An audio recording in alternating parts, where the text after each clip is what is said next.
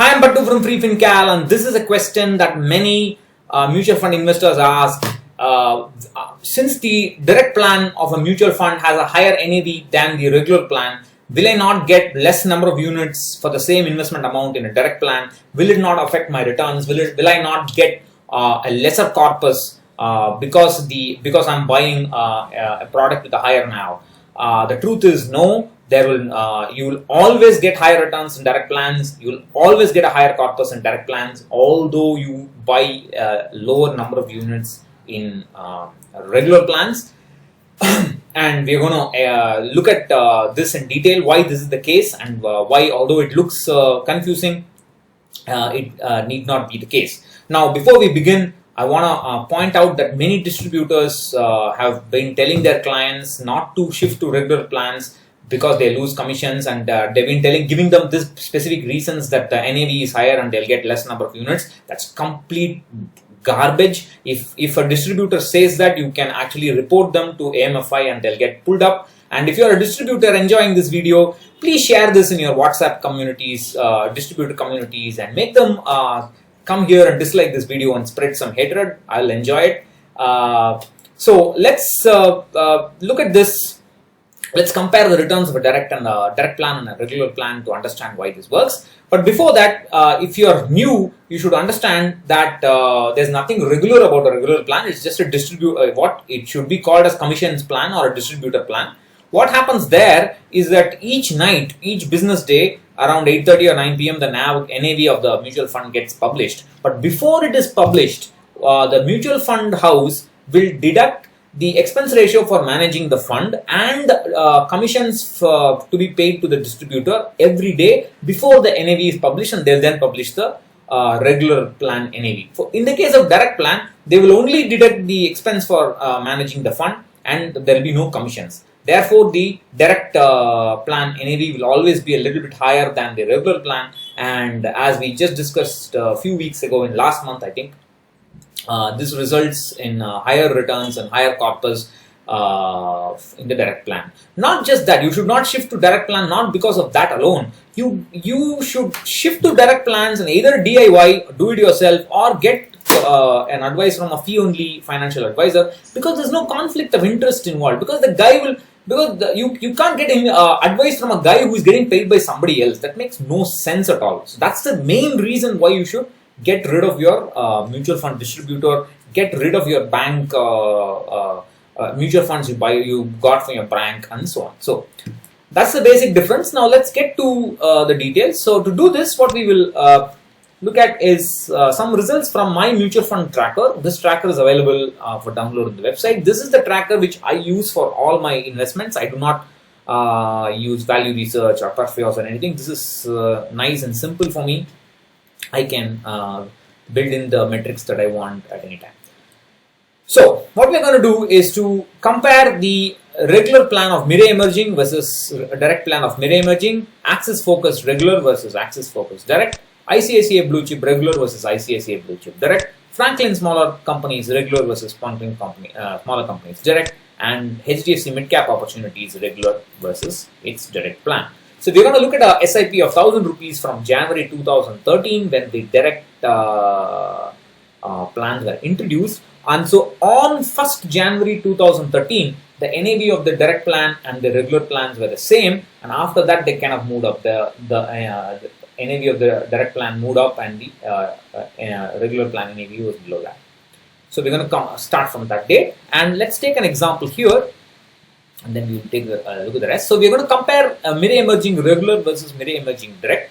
The investment amount is the same, but notice that the value of the investment, current value of the investment in the regular plan is 1.41 lakhs, but it's 1.45 lakhs in direct plan.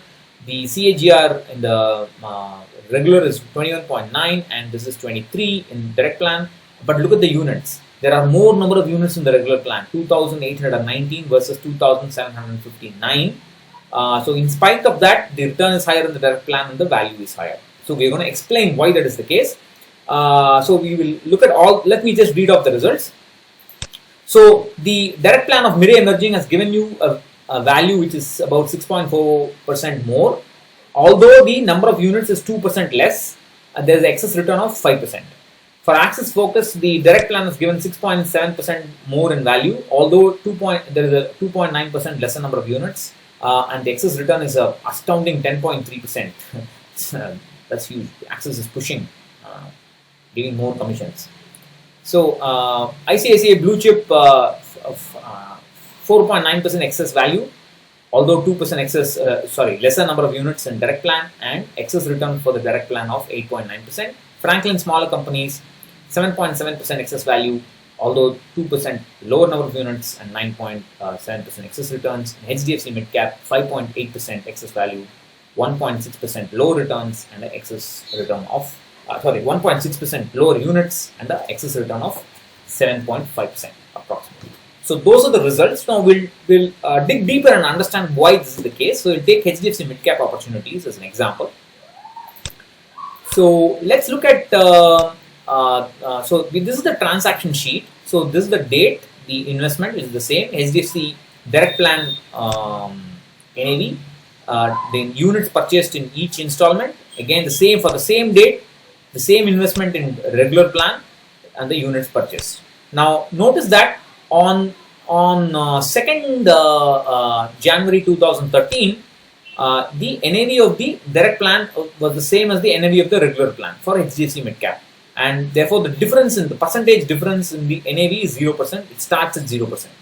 We will also calculate the total direct plan units purchased over time, similarly for regular plan, and calculate the percentage difference in the units as well. So if we now plot, for example, let's say I plot the date versus the NAVs, it will not show much. It will look like a very small difference. That looks like a very small difference, but you can see that the direct plan is clearly pulled up from the regular plan, and it over time it will keep moving up enough. And if you now look at the units, the total units purchased almost looks the same, but you can see that just a little bit the direct plan has come down. You're purchasing a little bit lower number of units here. Now, what we will do is to plot the percentage difference in NAV and the percentage difference in units. That's here. Let me pull that up so that it's easier to see. It's down. There you go. So this now from January 2013. Notice the rate at which the difference in NAV is moving up and the rate at which the difference in unit is moving up. So this is the rate at which the NAV of the direct plan is increasing further and further away from the regular plan, and this is the rate at which the regular plan accumulates more units than the direct plan. I hope I'm clear. Let me repeat that. The blue line is the rate at which the NAV of the direct plan is increasing further and further away from the regular plan. The orange line is the rate at which the regular plan is accumulating more units compared to the direct plan.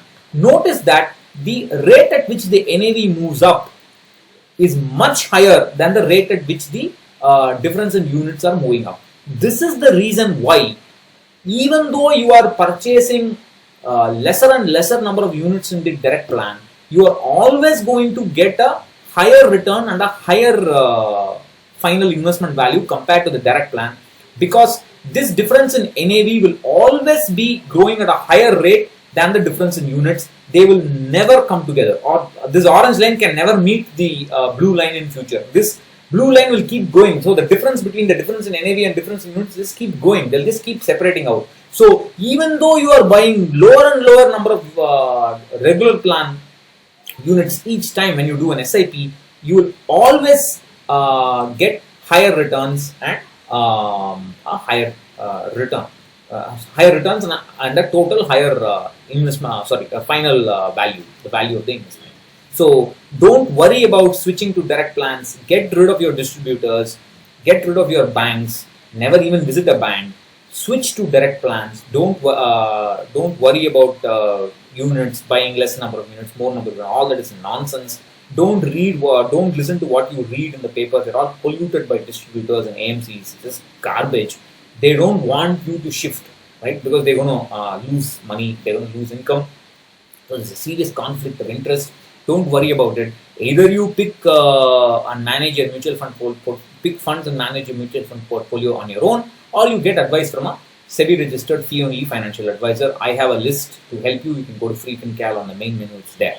So that's what I had to say in this video. I'll catch you in another. Bye bye.